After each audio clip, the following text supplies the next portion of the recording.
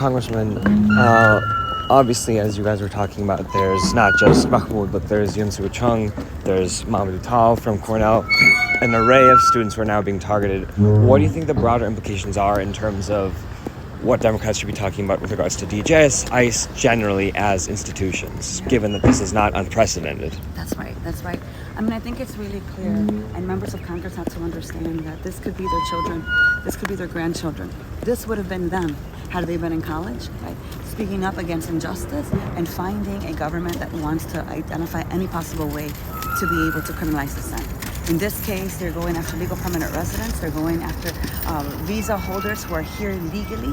And so you have a president who says, you know, we like immigrants as long as you're here legally. Well, actually, if they can find a connection between immigration and dissent, they will use. And which is why I think that for members of Congress, we have to be asking ourselves, what will we do in this precise moment to stand up for freedom of speech? That shouldn't be partisan.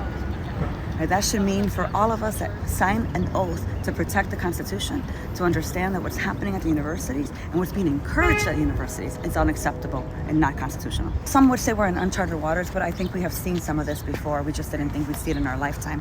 And so I think that we should be asking ourselves, what kind of resolutions, what kind of bills should we be proposing that are really specific about adding more protections to freedom of speech, because clearly it's too general and this government is using every opportunity they can to be able to come after people. So I know that a number of us, particularly some of us that are looking at litigation and also looking at legislation that we should be using to stand up to this authoritarian agenda, we're trying to figure out what are the best bills to introduce.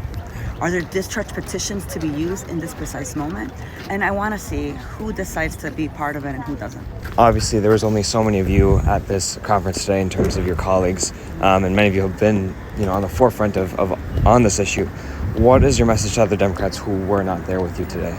Look, we're all in different committees, right? We have a lot going on, and I think that it's a testament of a number of my colleagues who are standing up and saying we need to free Mahmoud Khalil, with a letter that you just heard Congresswoman Prem Thakker referred to. But the reality, so those 100 people, in one way or another, they're all over standing up to this authoritarian agenda in other committees now. But I also recognize that there's a number of them that were not. And so I think that for us, it's going to be really important that we're having these conversations with our colleagues.